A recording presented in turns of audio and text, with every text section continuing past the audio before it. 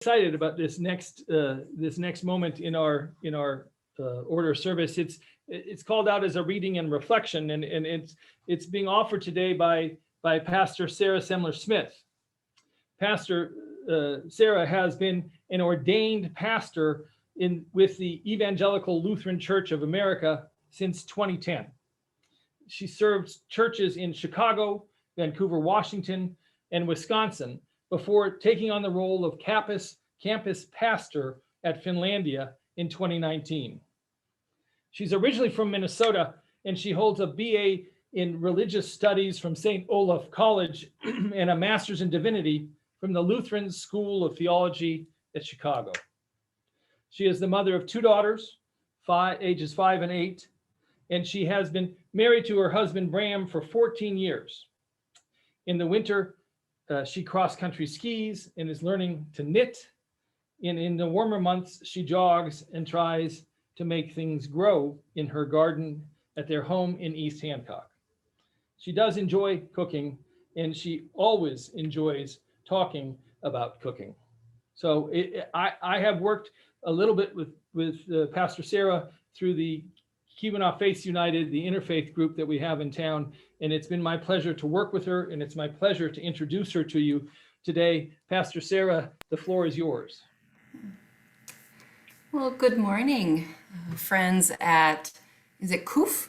It's KUF. Good morning, everyone. Grace and peace to you. Thank you for this invitation. Thank you, Paul. Thank you all for simply letting me spend time with you in fellowship today.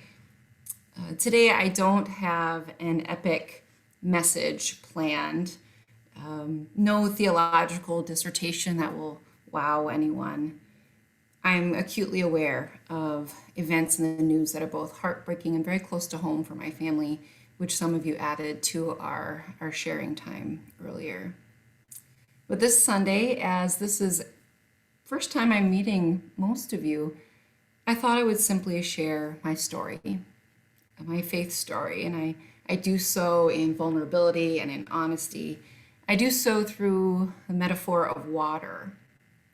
Normally, at this point in the service, you might have a reading, if I understand it. Today, I'm going to share a video. I'm an audio-visual learner. As I share my story after the video, I invite you to daydream. I really do. I invite you to let your mind wander to your own spiritual story, to think about where have the waters been calm and shallow? When have the waters been deep or fast moving?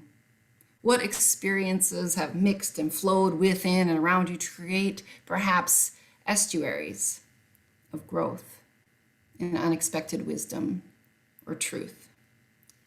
So I'm going to share my screen off and on throughout my talk. There'll be a short pause, you know how that goes, but there'll be a video at the beginning and the end. So here's a video. It comes, it's called Blue Carbon, and it takes place in the Snohomish Estuary in Puget Sound, Washington. And I appreciate it for how it just begins this image of water for us all. If you can't hear at any point, of course, someone tell me.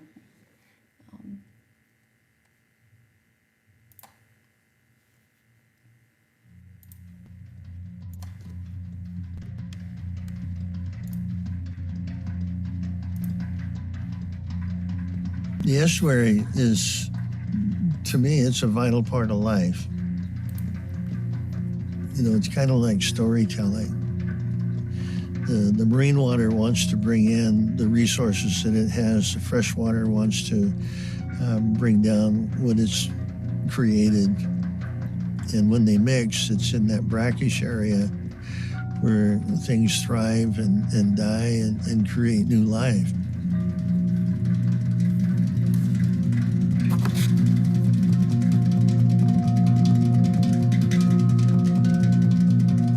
So an estuary is a place where the river meets the sea. And they're extremely productive places. And humans know this. If you think about almost any major city, they are built on an estuary. And that's worldwide. The cradle of civilization, the Fertile Crescent, all estuaries. So they're fascinating places to study. Estuaries provide us with so many benefits. They help improve water quality. They provide key habitat for so many important species that we fish for, that we eat. They also protect our shorelines from storms and flooding. And on top of that, we're now realizing that they're also great carbon sinks. We call it blue carbon simply because it's carbon that's associated with coastal systems. So it's water. The blue comes from water. So blue carbon is the carbon that is captured, stored, and released from coastal and marine habitats. Both forests and wetlands can store carbon, and they're both good at it. But wetlands are better for a couple of reasons. One is that where's that carbon coming from that's in the soils? It's coming mostly from plants that are growing. And wetlands are extremely productive systems. It's a boy. So that's one good thing. Another good thing is there's no oxygen down there in the soils. So that organic matter doesn't decompose very rapidly. So once it's there, it's stored.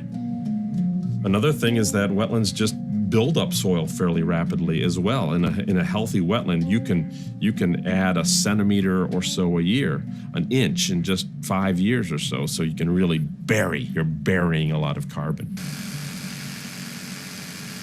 So basically, we are realizing that these wetlands are so good at capturing and storing carbon. But we really wanted to know, well, how much carbon is in an estuary and how much carbon is captured through estuary restoration?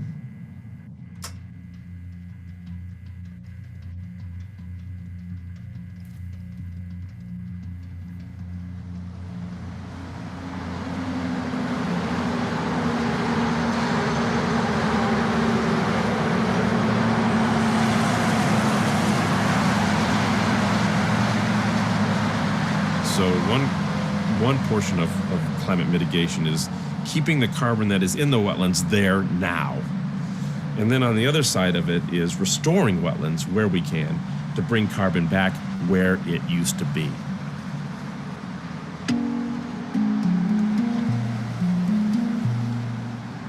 Snohomish County in the Snohomish watershed is a really interesting one because there's so many different projects happening within the region. So it's not just this, one restoration site happening within a vacuum. The whole watershed is having restoration done. Today we're out sampling for juvenile salmonids in the Snohomish estuary. So every salmon that comes up the Snohomish River has to come through this estuary at least twice in its life. And so this habitat is extremely important for them. And as we restore more and more of this estuary, we want to see how those populations, especially how the juveniles, react to that restoration. You never go into a wetland and just restore one benefit. It benefits the salmon, it benefits the water quality, it benefits the people inland who are now protected from a storm surge. So there's multiple benefits that accrue. You don't even have to think about blue carbon storage. You could be restoring a wetland to restore salmon habitat, and you're going to increase blue carbon. To me, the big message is that these habitats provide so many benefits. I mean, it's really kind of crazy to think about how many benefits they provide for us. And we're also making a difference in helping to address climate change because these habitats are also capturing that carbon and storing it. To me, that's the fun part, is when you can sort out how things function and get them to grow, and you watch it grow. That makes you just feel good.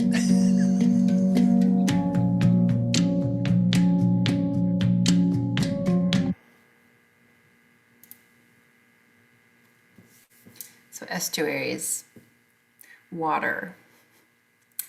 In the beginning, the Spirit of God, or Ruach Elohim, moved over the waters. This is the opening chapter of the Hebrew Scriptures. And in poetry, it weaves this image that portrays the divine calling creation into being. No, by my perspective, science tells us the how and religion tells us the why, and the two things have no fundamental argument. I'm also aware that in Genesis, there are two creation stories written by two authors. In the second, God is much more anthropomorphic and closer to the created order. But this story with the water comes in Genesis 1. In the beginning, the Spirit of God, Ruach Elohim, moves over the waters. For much of my life, I think I pictured that divine presence as being quite removed from the waters of creation, maybe coming over for a moment, but then removing themselves and commanding creation to be from afar.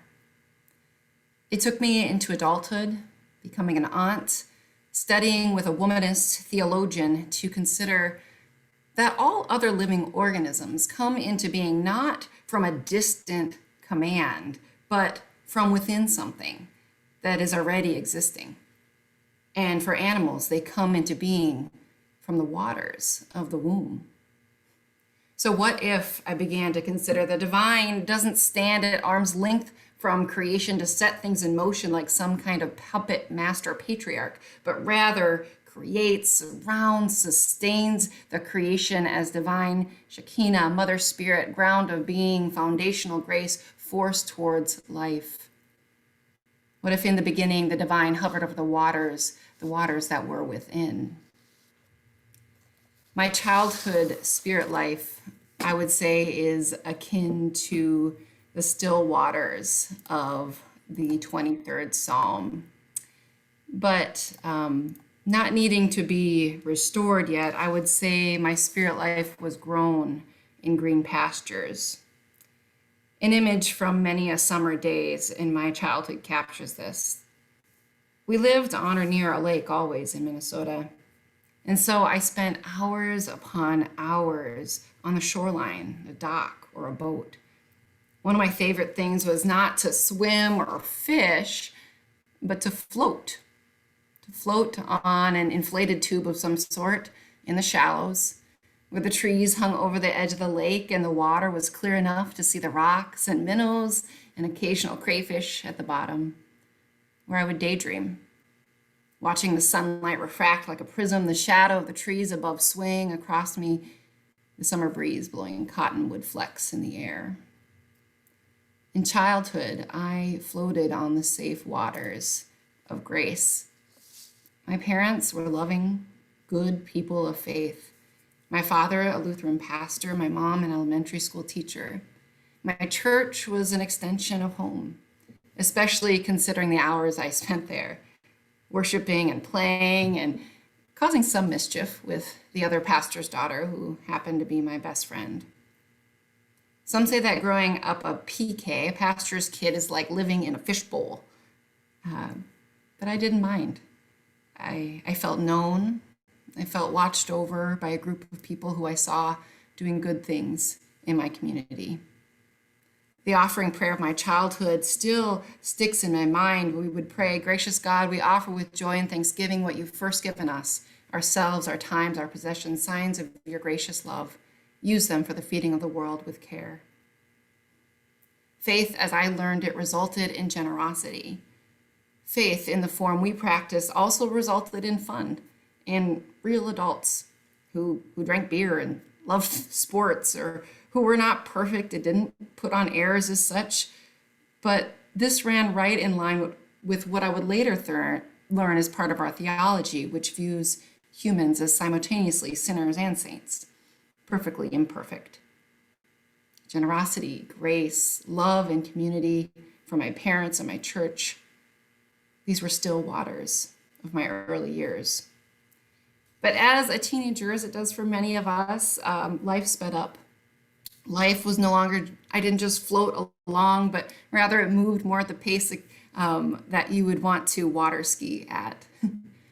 My spiritual beliefs skidded across the surface, as many do when we're teens. I didn't dive too deep yet.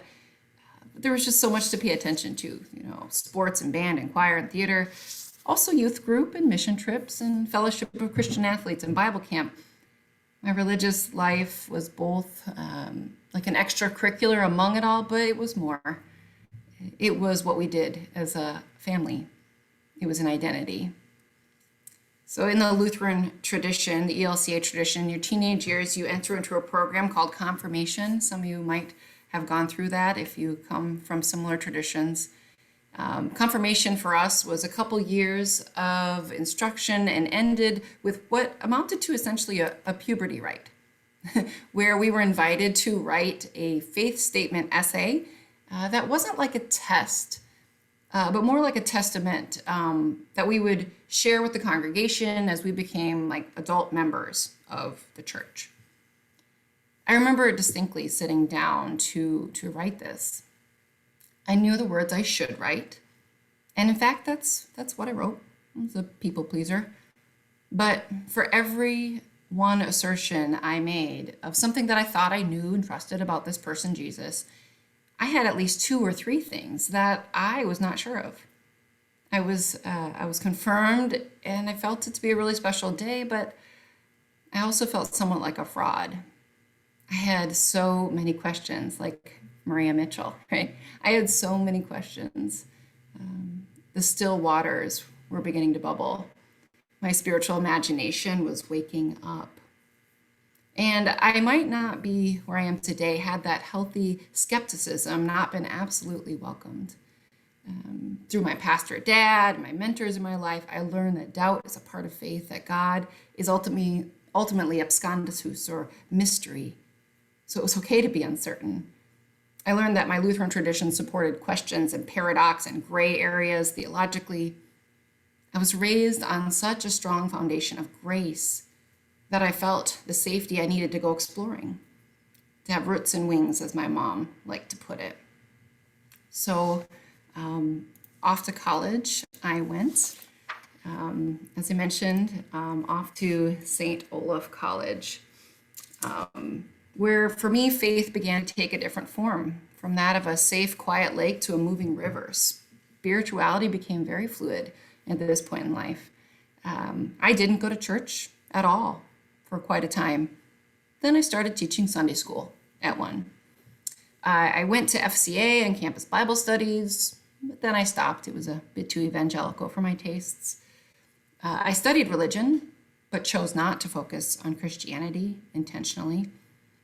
Then I went to my first summer at Bible camp, where I was no longer, a student there, but I was a counselor at the shores of St. Andrew in New London, Minnesota. It was then when I was faced with the faces of and these questioning eyes of 5th grade or 7th grade or 9th grade girls who were asking me to explain God. That's when I think I actually found, or rather he found, it's when Jesus and I got to know each other, I think, for the first time. It was at Bible camp that faith stopped being what I did as a tradition. It stopped being a rational proposition by a long dead prophet. Faith became a living reality, something tangible. The Jesus of Nazareth became my Christ of faith for me. And I had found, as my Hindu brothers and sisters would call perhaps my Ishta Devata, the God of my understanding, in Jesus. And it was just in time, because I was about to cross an ocean. I had signed up for my junior year to study abroad. So crossing an ocean, this large, salty, infinitely depthed, full of creatures, beautiful and terrifying ocean. I have an irrational fear of the ocean, which has strengthened in adulthood, which someday a therapist and I will unravel, I'm sure. But in the meantime, I feel somewhat blessed to have visceral insight into how the sea may have been viewed in the ancient Near East. See, in biblical literature, the sea was a symbol of chaos and primordial power. That Jesus was portrayed to sleep in a boat, walk on, and generally shush the sea in the Gospels. It confounds me as much as it comforts. So this ocean I was crossing, I was about to study abroad for 5 months, to move with a group of students among people who were culturally, religiously, politically, linguistically, very much the flip side from anything I had experienced. I don't know if I mentioned, but I'm from a town that is so small in Minnesota that we don't have a stoplight. There is no fast food, very little diversity. So coming from my background, Asia was terrifyingly different. And I loved it. I loved it. I loved gazing at the sky-high Buddha at Lantau Island in Hong Kong, or visiting the Temple of Heaven in Beijing, meditating with monks in northern Thailand, or studying history from north to south in Vietnam. Returning to college and the Minnesota lakescape, the saltiness clung to my spirit as it does to your skin after a great day at the beach. I proceeded to study Hinduism and was awed by concepts like the Atman and Islam with its centralized discipline. I took courses in mysticism and theodicy, philosophy of war and peace. I didn't realize it at the time, but the salt that had entered my spiritual waters had ignited in me a calling towards not the familiar, but towards whatever might be other. I was growing in a conviction that the God of my understanding was not calling me to be comfortable, but faithful in service and exploration and working towards abundant life for humans and all creation. So back overseas I went after college, this time on my own. I was signed up for a year of volunteer service, essentially. And what my volunteer role was teaching high schoolers English. And while I was there, I worshiped with a mostly Thai Christian congregation. I also visited Buddhist temples and celebrated Buddhist festivals. And towards the end of the year, I found myself at a bit of a crossroads. See, I was technically called a missionary that year, though my denomination goes at mission from an accompaniment perspective and never a proselytizing one. Yet some voice in me was telling me, truthfully or not, that I couldn't be considered a real missionary if I didn't tell at least one person about Jesus. So one day later in the year, I made up my mind I would give it a try. My co-teacher, Mok, was about my same age, and she'd become a dear friend. She invited me on a weekend trip to a place called Phuket, a gorgeous island that rivals all other tropical paradises. On our last evening there, we were walking the beach around sunset. And after a great day with her and her friends, I just blurted out, like, why I volunteered for the year, what my faith meant to me, who Jesus was, and that God loved her so much. This is a really epic thing for me. ELCA Lutherans, though the word is in our name, are not actually very evangelical. And Mo, she just listened and she smiled. And she looked at me in the eye and said, "Oh, okay. Thank you, Sarah." And that was that. She didn't become a Christian, and I realized later that I wouldn't have wanted her to. When I returned from teaching in Thailand, I was asked by a pastor where that year I had seen Christ. And I told him without hesitation that where I saw Christ was in Mok, my Buddhist friend. She had opened up her home to me, showed me her country, cared for me when I got sick, showed me how to participate in Thai festivals, patiently taught me her language. All year long, I thought I was the one who's supposed to be the presence of divine love with her and the students, and here she was doing that for me all along, just not naming it as such. And that's always stuck with me. Through seminary, when I sat at the feet of a Jewish rabbi for a semester. In my first call to a small church in a small town where I made sure to show up to ecumenical pastors' coffees, even though several men at the table didn't think a woman like me should be there. And in my last congregation where I took up the role of tending to our partner relationship with a school in Jamaica and now in campus ministry, where less than 10% of my students at Finlandia are Lutheran, an even smaller percentage ELCA. Many come from no religious background. Most probably wonder what the point of a chaplain might be in their lives, but that's okay. So I am convinced that it is in these estuaries of diversity and spiritual waters, in the brackish waters, where I have found the most growth and often unexpected grace. These estuaries, actual and spiritual, are places of intersection where unique things can happen, where life breaks forth there that may not happen anyplace else.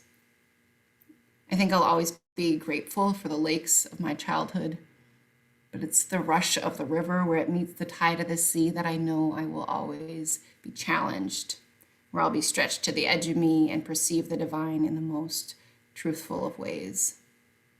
So thanks for letting me be here where I can come and glimpse even a small bit of what is happening in your spiritual waters. It's an honor, it's a joy. I'm going to finish with a film, or it's a song by a Minnesota artist named Peter Mayer, and he sings how God is a river.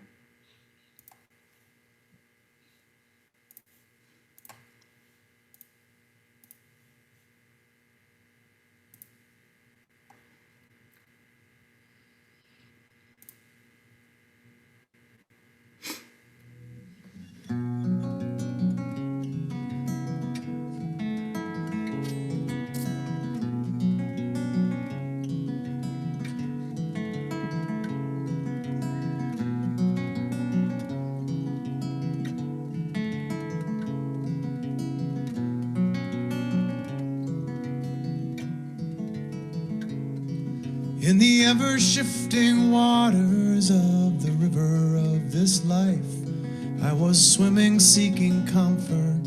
I was wrestling waves to find a boulder I could cling to, a stone to hold me fast, where I'd let the fretful waters of this river around me pass. And so I found an anchor, a blessed resting place, a trusty rock I called my Savior, for there I would be safe from the river and its dangers, and I proclaim my rock divine, and I prayed to it protect me, and the rock replied, God is a river, not just a stone. God is a wild raging rapids and a slow meandering flow. God is a deep and narrow passage, a peaceful sandy shore. God is a river swimmer, so let go.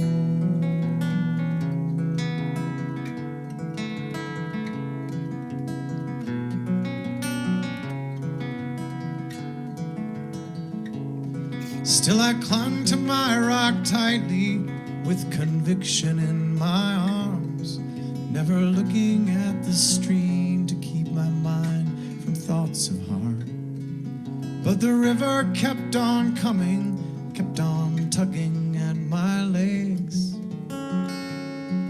till at last my fingers faltered and I was swept away.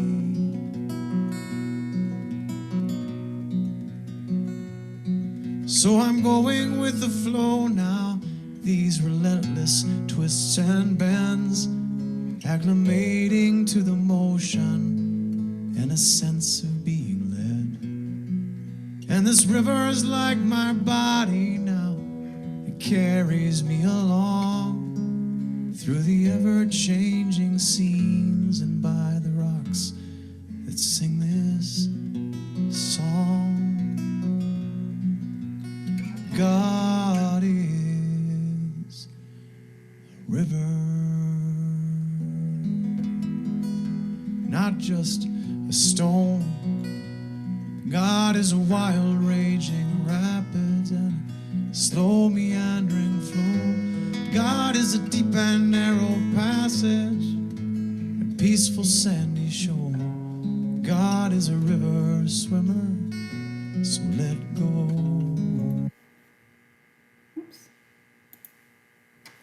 Cut off a little early, but thank you all for letting me be with you today. Hey, It's a joy. Pastor Sarah, thank you very much. And I'm not sure that you know this, but Peter Mayer is one of us. Just so you know, he's he's one of our deep connected songsters. So thank you for sharing him with us. I appreciate it, and thank you for all that you said this morning. I look forward spending more time with you in the future. And I want to tell everybody that I just while the song was playing, I just had a quick exchange with Sandra. We're gonna let that be our closing song. And the other song that we had there that is new that you haven't heard yet, we're gonna play that in a future service. So thank you very much, Pastor Sarah, and thank you all right now. I want to take this moment to extinguish our chalice. And as I have been sharing with you since the beginning of our remote services, it's these words from Reverend Amy Zucker Morgenstern. We are one, she says, and never has it been more true than now. We extinguish this flame, but the sparks within us remain alight. From each of us in our supposed solitude, the signals buzz and hum, sparkling through space, one to another, connecting us invisibly, but palpably. We are one, and from every window, our light shines.